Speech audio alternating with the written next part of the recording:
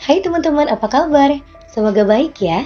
Kalau ada yang sedang sakit, Miranti doakan semoga lekas sembuh dan tetap semangat ya. Hari ini, Miranti akan membahas kasus dingin atau cold case tentang hilangnya seorang pria secara misterius dan akhirnya berhasil terpecahkan setelah 22 tahun lamanya. Pembahasan kali ini memang cukup singkat ya teman-teman, karena informasi dari kasus ini sendiri memang tidak banyak dibeberkan oleh media. Jadi, langsung aja kita simak di cerita selengkapnya.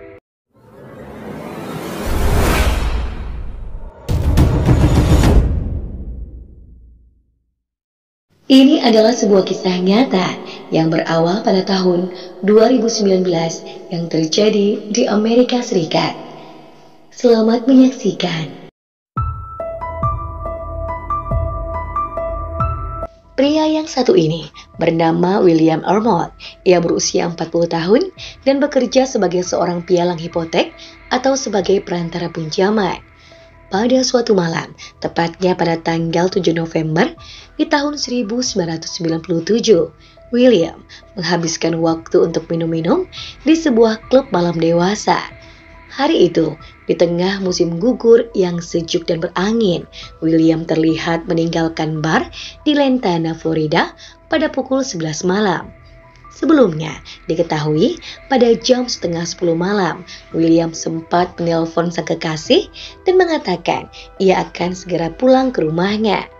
Namun rupanya, itu adalah telepon terakhir dari William. Sebab pria tersebut diketahui menghilang secara misterius dan tidak diketahui lagi keberadaannya. Hingga keesokan harinya pun, William juga tidak kunjung kembali.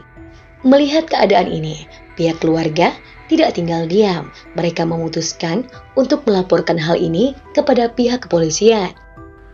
Menurut kesaksian pengunjung bar itu, William hanya minum beberapa gelas saja dan ia terlihat tidak mabuk.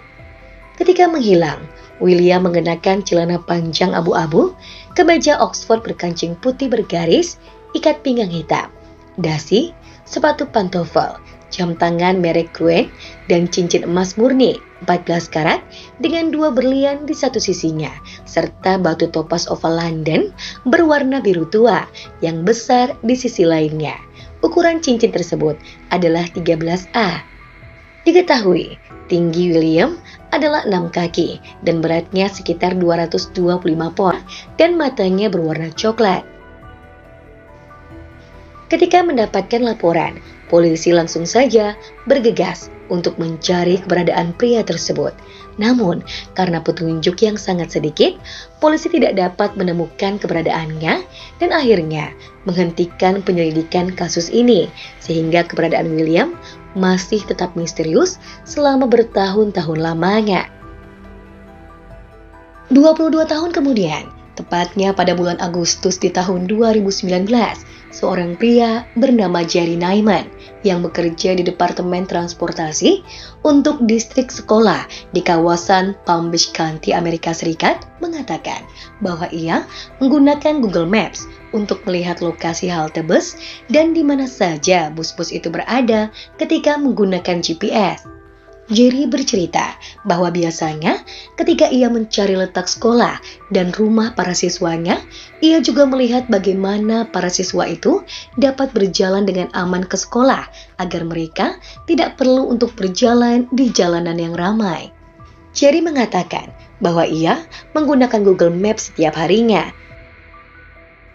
Jerry lanjut bercerita bahwa pada suatu hari ia mendapatkan email dari kepala sekolah SMP Polo Park. Lalu Jerry ingat nama sekolah tersebut dan mengatakan bahwa anak dari mantan pacarnya juga bersekolah di sana. Diketahui bahwa selama ini hubungan Jerry dan mantan kekasihnya yang bernama Erika itu masih terjalin cukup baik sehingga mereka masih berkomunikasi. Keduanya sempat berpacaran selama beberapa tahun hingga akhirnya mereka berdua putus. Jerry bercerita bahwa lokasi SMP tersebut dekat sekali dengan rumah sang mantan. Ketika Jerry menyusuri jalan dari SMP Polo Park rumah Erika menggunakan Google Maps, ia melihat sesuatu yang tampak seperti sebuah mobil di danau buatan. Kemudian, ia mencoba membandingkannya dengan mobil yang ada di dekat sana. Kemudian, Jerry mencoba mengirimkan tangkapan layar dari penampakan mobil itu kepada Erika. Siapa tahu saja Erika bisa menemukan mobil tersebut secara langsung. Erika pun kemudian mengecek ke danau, namun karena airnya keruh, ia tidak bisa melihat apapun di sana. Sampai kemudian, Erika meminta bantuan kepada tetangganya yang bernama Faye. Kind of pretending to walk from Polo Park Middle to Erika's house, I noticed something on Google Maps in the man-made lake. Kind of looked a little bit like a car, and I tried to compare it to cars that were parked nearby. I thought, let me see if I can text Erika and see if she can walk out in her backyard to see if she can see the car. And I texted her that screenshot. And he just said something funny, like, "Are you hiding cars in your backyard?" The water was kind of green and brown, so she couldn't see the car. So I'm trying to jump in my fence. I'm trying to see if I can see something, but I couldn't see anything. So she went and asked one of her neighbors if they maybe could help her. I was hoping it was nobody there, of course. My heartbeat, it was like... Erika kemudian lanjut mengirimkan tangkapan layar tersebut kepada Faye yang saat itu sedang berkendara pada tanggal 28 Agustus tahun 2019. Sesampainya di rumah, Faye langsung mengecek ke danau. Karena tidak dapat melihat apapun saat berdiri di tepi danau, Faye pun meminta tolong kepada tetangganya yang memiliki drone untuk dapat mengambil gambar di atas air. Hasilnya jelas menunjukkan sebuah mobil tepat di bawah permukaan air. Faye kemudian memutuskan untuk menelpon PBSO yang merespon sekitar pukul 6:40 malam. Ia melihat dari jendela kamar tidurnya saat para kru bekerja hingga lewat tengah malam untuk mengeluarkan mobil tersebut. Ketika mobil itu dikeluarkan dari kolam dan diperiksa, ternyata di dalamnya ada sisa-sisa kerangka manusia. Kerangka itu kemudian segera diperiksa oleh petugas forensik. 22 years, the bones were still intact, still in the seatbelt. That's crazy. Pada 2 minggu kemudian, polisi berhasil mengkonfirmasi bahwa jasad tersebut adalah William Armold yang telah dilaporkan hilang selama 22 tahun lamanya. Pihak kepolisian kemudian segera mengabarkan temuan tersebut kepada keluarga William. Polisi berteori bahwa William mengalami kecelakaan tunggal. Ia dikatakan kehilangan kendali atas mobilnya dan akhirnya terjun ke danau tersebut. Menurut pihak kepolisian, pergeseran di dalam air telah membuat mobil yang mengalami pengapuran parah tersebut semakin terlihat jelas. Namun yang lebih mengejutkan lagi, mobil tersebut dikatakan sudah terlihat di Google Earth sejak tahun 2007. Namun, tidak ada yang menyadarinya sampai pada tahun 2019. Faye mengatakan bahwa ia tidak menyangka akan ada jasad yang berusia 22 tahun di sana. Awalnya, ia hanya mengira bahwa mobil itu hanyalah mobil tua rongsokan. Faye sempat bertanya kepada bibinya yang tinggal di dekat sana, apakah dia pernah mendengar sesuatu tentang mobil di kolam itu. Tetapi bibinya mengatakan, ia tidak pernah melihat apapun. Selain itu, Faye rupanya juga bertanya kepada pemilik rumah sebelumnya, apakah dia pernah melihat sesuatu di sana. Pemilik rumah sebelumnya pun menjawab bahwa terkadang ia merasa melihat sesuatu di kolam itu, tetapi dia juga ragu-ragu dan kurang yakin dengan apa yang telah ia lihat. Faye bercerita bahwa ia menghabiskan waktu berjam-jam di halaman belakang rumahnya untuk bisa mengerjakan penataan taman dan menanam pohon nanas. Namun sampai airnya surut, Faye masih belum menyadari keberadaan mobil itu.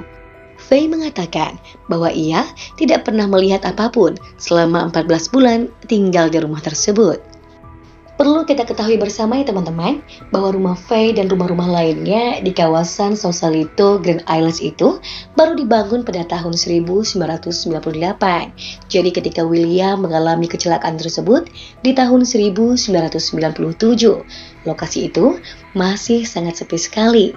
Di situ hanya ada jalan dan danau buatan yang sudah dibangun terlebih dahulu. At the time, in 1997, That's when they were actually building the whole community that Erica lives in. So it would have been just a complete construction zone. There was nothing in the area. This house wasn't built. Nah, gimana nih pendapat teman-teman terkait kasus ini? Jangan lupa tuliskan di kolom komentar, karena Miranti pengen tahu nih apa opini dari teman-teman semuanya. Demikianlah kisah nyata yang dapat Miranti sampaikan untuk edisi kali ini. Semoga kita bisa mengambil hikmah dan pelajaran dari apa yang terjadi di sekitar kita, termasuk dengan peristiwa ini. Jangan lupa, kalau teman-teman suka dengan channel ini dan ingin terus mendukung Miranti, untuk like, komen, share, dan juga subscribe. Serta jangan lupa pula untuk mengaktifkan lonceng notifikasinya biar nggak ketinggalan update video terbaru dari channel Cerita Miranti. Sampai jumpa pada video selanjutnya.